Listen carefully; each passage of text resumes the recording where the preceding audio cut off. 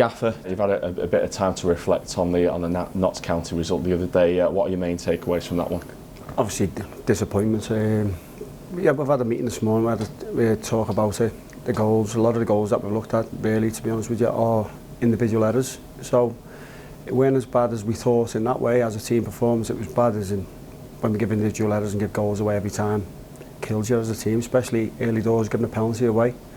Where it was against our game plan, really. We were going out to keep the crowd quiet, to be honest, but obviously when you give a penalty away early doors and they're scoring, the crowd get going. It's a hard place to go, Notts County. Yeah, I suppose it's an uphill battle conceding so early and then almost straight away it's two. Always going to be difficult, but if we look at the second half, you know, we were speaking about it earlier, even at 4-5-0 down, we're still creating the chances. We're still hungry to try and get something, even though it's a consolation. You know, is that a big positive for you? Yeah, definitely.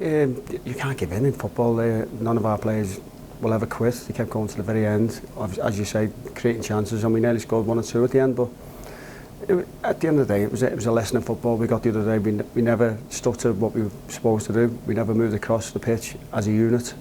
There's certain things we need to work on, which we will. But the positive out of it, as you say, we created chances and we kept going. But I spoke to the lads this morning. We spoke about the games since I've took over this club. The teams that we've played against are unbelievable. The run we've been on is probably the hardest run you can go in this league. I know the fans are not happy with stuff, but if you look at the teams we played Wrexham, MK Dons, Stockport, Bradford, Notts County, all top teams in this league. And that's just in my first 10 games, so only things going to get better.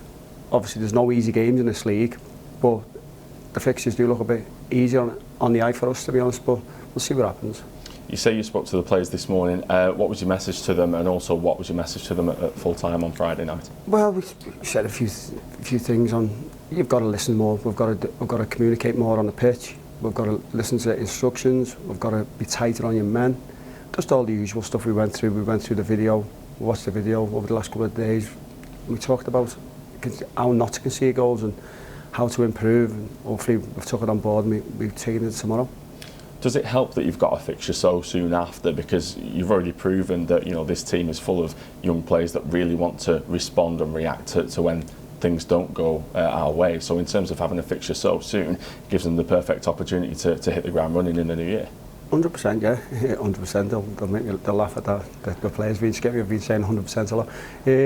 No, definitely. We go again Monday straight away. And obviously it gives us a chance to get 3 points back after a poor performance against Notts County. And looking at Harrogate, 15th in the table, 1 point ahead of us, but they have played one more game. What do you make of them so far this season? They keep their mix. They keep getting results, good results every so often. They're losing a few games and getting results. They're very similar to us, to be honest, but obviously we've had a lot harder run than them. We know it's going to be a tough game and we'll have to be on our front foot against them, and we will be. I'll make sure of it. We talk about responses. I think it was their 4-game unbeaten run in the league was ended on Friday against Tranmere Rovers, so they themselves will be looking to bounce back. They will, as I say, it's going to be a tough game. They both have tired legs in the team. They're the same as us, they play the same fixtures as us, but we're at home. We'll be the favourites and we'll take the game to them. Talking about tired legs, it's been a busy Christmas schedule, as it always is around this time of year. How's the squad looking? The squad's okay. I've seen a few of the fans moaning about the system that we've been playing, or the players who haven't been playing, like for instance Jan. But what they don't understand, we're carrying knocks, we're carrying the fatigue, the tired. We've got to mix it up a little bit. If I had my way, I would have played Jan from the start of the day, but obviously he's worked so hard in the games recently. He's been struggling with his legs, so we have to give him a rest. But he's all right for tomorrow. Unfortunately though, we've lost James Connolly. He's got a tight hamstring, so we'll lose him tomorrow.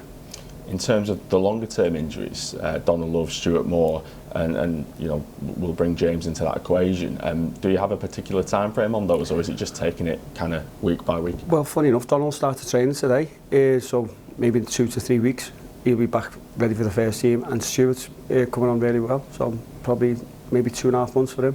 Confirmation yesterday of Greg Strong's departure. Obviously a fantastic servant to the football club over the past 18 months, and someone you knew before you came into the football club, having played with him at Motherwell. Just your thoughts on that?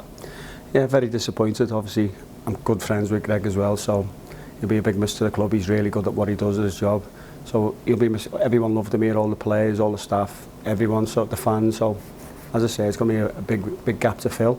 So hopefully we'll have to get someone in sooner rather than later. And important to note as well, as per Ben Sadler's comments in the statement yesterday, the January window plans have already been made before Greg's departure. That must be almost a weight lifted off your shoulders with him leaving so early into the January window. Yeah, we've got a few players in mind that we're going to bring in, and if we lose players, but we'll see what happens. We might have to take one later on that's not planned without Greg, but we'll manage. We'll get through it.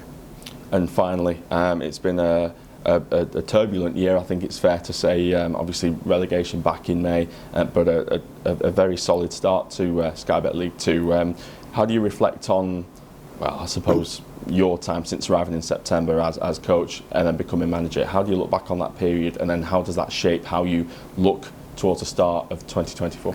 It's certainly been up and down, I'll tell you that. I've never known nothing like it, but obviously it's made us stronger, and it really has. And we're in a great position in the league. We win our 2 games in Hammered right up in the playoffs.